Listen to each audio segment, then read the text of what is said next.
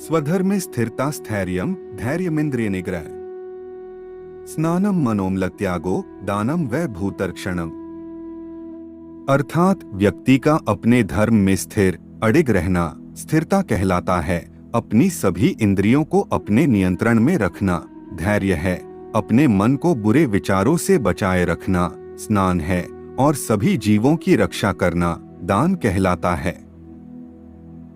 आपने अपने माता पिता को कई बार दान करते हुए देखा होगा, परंतु क्या आपने कभी ध्यान दिया है कि दान क्या है? सबसे बड़ा दान कौन सा है? दान कब करना चाहिए? ऐसे ही कई प्रश्न हैं जो हिंदू धर्म का पालन कर रहे लोगों के मन में अक्सर आते हैं। दान करना सनातन धर्म में बड़े ही पुण्य का काम माना जाता है।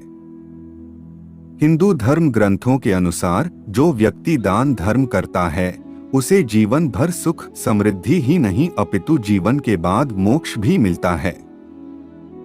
यानी दान आपका लोक ही नहीं बल्कि परलोक भी सुधार देगा। तो आइए जानते हैं कि क्या है संसार का सर्वश्रेष्ठ दान। अगर आप हमारे चैनल पर पहली बार आए हैं तो सब्सक्राइब अवश्य करें।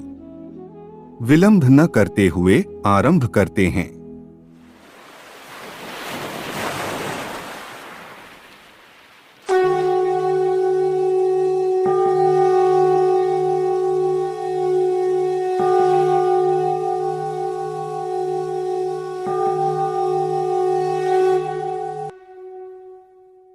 दान का अर्थ है देने की क्रिया, अर्थात किसी दरिद्र और दुखी व्यक्ति की किसी न किसी रूप से सहायता करना दान कहलाता है। दातव्यमिति यद्दानम दीयतेनुपकारिणे देशे काले च पात्रे च तद्दानम सात्विकम स्मृतम।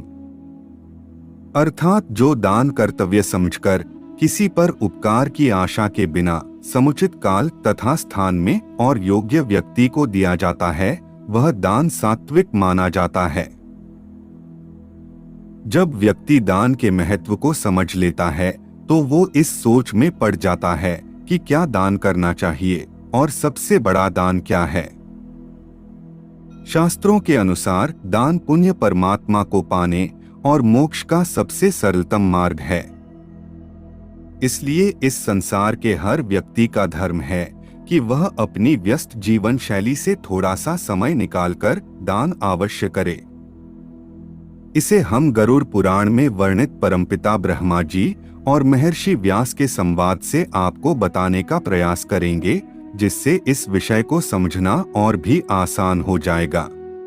ब्रह्मा जी ने कहा कि हे महर्षि, सत्पात्र में श्रद्धापूर्वक किए गए अपनी प्रिय वस्तु का त्याग दान कहलाता है। यह दान इस लोक में भोग और परलोक में मोक्ष प्रदान करने वाला है। अध्यापन, याजन तथा प्रतिग्रह ये तीनों ब्राह्मणों के ही गुण हैं। सद्वृत्ति से प्राप्त हुआ धन यदि सुयोग्य पात्रों को दिया जाता है उसी को दान कहते हैं। दान मुख्यतः 4 प्रकार का होता है: नित्य, नैमित्तिक, काम्य और विमल। फल की अभिलाषा न रखकर प्रत्युपकार की भावना से रहित होकर ब्राह्मण को प्रतिदिन जो दान दिया जाता है वह नित्य दान होता है। अपने पापों से मुक्ति के लिए विद्वान ब्राह्मणों के हाथों में जो धन दिया जाता है ऐसा दान नैमित्तिक दान है।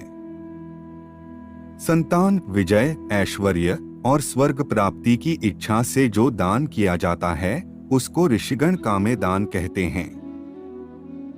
ईश्वर की प्रसन्नता को प्राप्त करने के लिए ब्रह्मविद् जनों को सत्ववृत्ति से युक्त चित्त वाले मनुष्य के द्वारा जो दान दिया जाता है वह विमल दान कहलाता है। यह चारों दान अति कल्याणकारी हैं। ईख की हरी भरी फसल से युक्त या गेहूं की फसल से संपन्न भूमि का दान वेदविद ब्राह्मणों को जो देता है उसका पुनर्जन्म नहीं होता और वह परम गति को प्राप्त होता है। भूमिदान से श्रेष्ठ दान न तो आज तक हुआ है और न होगा। इसके बाद गौदान हिंदू धर्म में श्रेष्ठ दानों में से एक माना जाता है।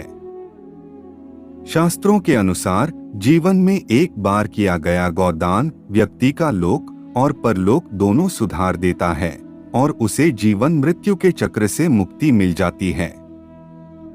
ऋग्वेद के अनुसार जो व्यक्ति गौदान करता है उस व्यक्ति को मृत्यु के पश्चात यमलोक के मार्ग में आने वाली वैतरणी नदी पार करने में कष्ट नहीं होता और उसे स्वर्गलोक में बहुत उत्तम और उच्च स्थान मिलता है।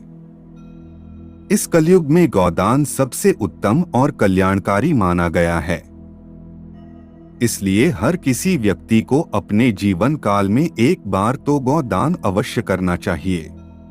कुछ लोगों के लिए सबसे बड़े दान का उत्तर है भूखे का पेट भरना। ये वो दान है जिसमें थोड़ा सा दान भी एक व्यक्ति का जीवन बचा सकता है। आपका दिया थोड़ा सा भोजन किसी भूख से तड़प रहे व्यक्ति को तृप्त कर सकता है। दरिद्र और दुखी लोगों के लिए सबसे बड़ा दान क्या है? इसका उत्तर अन्न दान भी हो सकता है। अब जो किसी कन्या के माता या पिता हैं, उनके लिए कन्यादान दुनिया का सबसे बड़ा दान है। सनातन धर्म में कन्यादान सर्वोत्तम है। ये दान माता पिता द्वारा बेटी के विवाह में उस समय किया जाता है जब वो वर को अपनी बेटी का हाथ देते हुए कन्यादान करते हैं और बेटी के प्रति अपनी सभी जिम्मेदारियां वर को दे देते हैं। यह दान श्रेष्ठ दानों में ही सम्मिलित है। इसके अतिरिक्त जो व्यक्ति अपने जीवन में भूल चूक से अनेकों पाप कर्म करते हैं उसके निवारण हेतु भी शास्त्रों में यह उपाय बताए गए हैं। जैसे वैशाख मास की पूर्णिमा तिथि को उपवास रखकर जो व्यक्ति 5 या 7 ब्राह्मणों की विधिवत पूजा करके उन्हें मधु, तिल और घी से संतुष्ट करता है तथा उनकी गंध आदि से भली प्रकार पूजा करके यह कहता है कि प्रियताम धर्मराजेति यथा मनसी वर्तते, अर्थात हे धर्मराज, मेरे मन में जैसा भाव है उसी के अनुकूल आप प्रसन्न हो। ऐसा कहने पर उसके जन्म भर किए गए समस्त पाप उसी क्षण विनष्ट हो जाते हैं।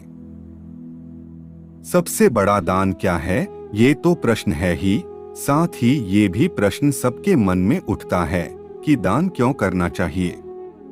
सरल शब्दों में कहे तो दान वर्तमान के कलयुग में पुण्य पाने का और मृत्यु के बाद मोक्ष का सबसे उत्तम और सरल मार्ग है।